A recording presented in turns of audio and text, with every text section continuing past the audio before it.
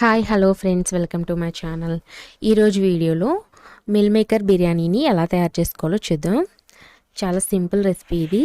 ఈ meal maker బిర్యానీని పెరుగు చట్నీతో కలుపుకొని తింటే చాలా బాగుంటుంది. ఇప్పుడు దీన్ని ఎలా తయారు చేసుకోవాలో చూద్దాం.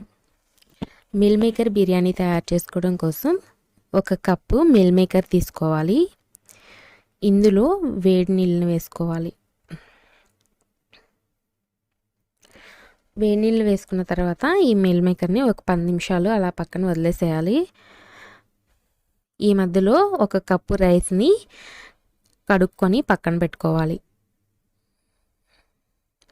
రైస్ కడిగి పక్కన పెట్టుకోవాలి. ఇప్పుడు ఈ మిల్ మేకర్ని ఈ వేడి వాటర్ ఏమీ లేకుండా మొత్తం వంపేసి దీన్ని మళ్ళీ ఒకసారి చల్లటి వాటర్తో కడుక్కోవాలి. ఇలా కడిగిన తర్వాత వీటిలో వాటర్ ఏమీ లేకుండా గట్టిగా పిండుకొని ఒక బౌల్లోకి తీసుకొని పక్కన పెట్టుకోవాలి. ఇలా మొత్తం అన్నిట్లో వాటర్ వంపేసుకొని పక్కన పెట్టుకున్న తర్వాత ఇప్పుడు దీనిలో టేస్ట్కి సరిపడా సాల్టు, పసుపు, కారము, గరం మసాలా, అల్లం వెల్లుల్లి పేస్ట్ వేసుకొని బాగా కలుపుకోవాలి. ఇలా కలుపుకొని దీన్ని ఒక పక్కకు పెట్టుకోవాలి. ఇప్పుడు ఒక ప్యాన్ తీసుకొని అందులో 1 స్పూన్ నెయ్యి వేసుకొని 2 స్పూన్ల ఆయిల్ వేసుకోవాలి.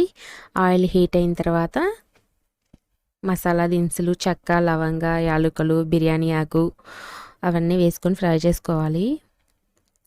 తర్వాత సన్నగా తరిగి పెట్టుకున్న ఉల్లిపాయ ముక్కలు అలాగే పచ్చిమిర్చి కూడా వేసుకోవాలి.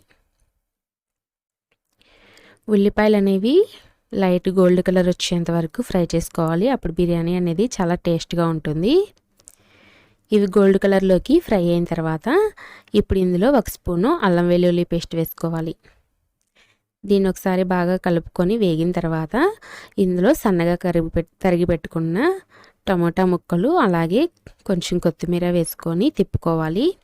టమోటా ముక్కలు మగ్గటం కోసం మూత పెట్టుకొని కొద్దిసేపు ఉడికించుకోవాలి. టమోటా ముక్కలు మగ్గినాయి కదా, ఇప్పుడు ఇందులో మిల్ మేకర్ వేసుకోవాలి. వేసుకొని ఇలా ఒకసారి బాగా కలుపుకోవాలి.